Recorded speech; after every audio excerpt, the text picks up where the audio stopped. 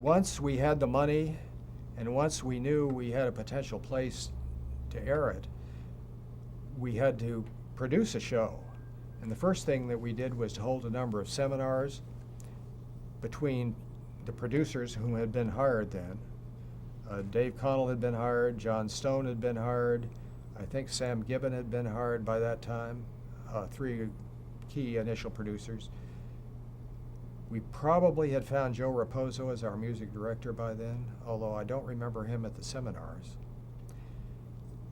Along with people from the research side to say what, if you wanted to accomplish this, the things that you could try. And to get the researchers to talk to the producers and the producers to talk to the researchers was very difficult.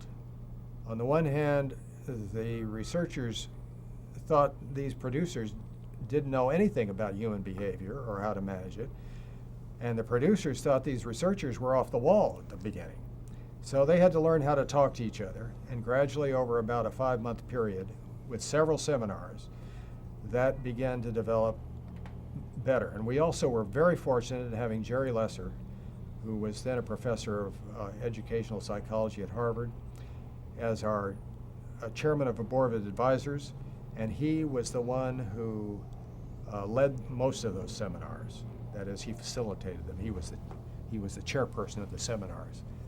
Seminars usually had about, I'd say 20 people altogether, sort of 10 television types and 10 researchers. Did you attend those? Yes.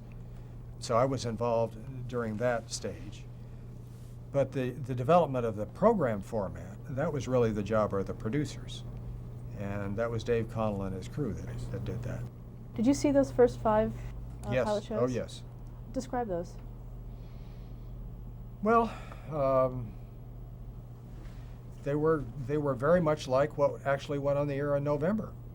In fact, some of them were, I think all of them probably were modified or re-edited in order to, they worked.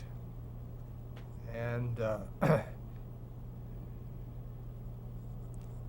when you have to go back in the time that we were in then. This was 1969, when there was essentially no purposive educational programming, popular purposive educational programming for children available.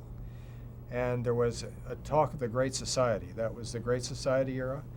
There had been a lot of talk about the gap that we were trying to overcome, the deficit that I've described before. And so there was widespread interest in education. And we had a president at the time who was making himself the education president. And all those things went together so that when the show came on, it wasn't simply the show. It was, at that time, it was a key idea.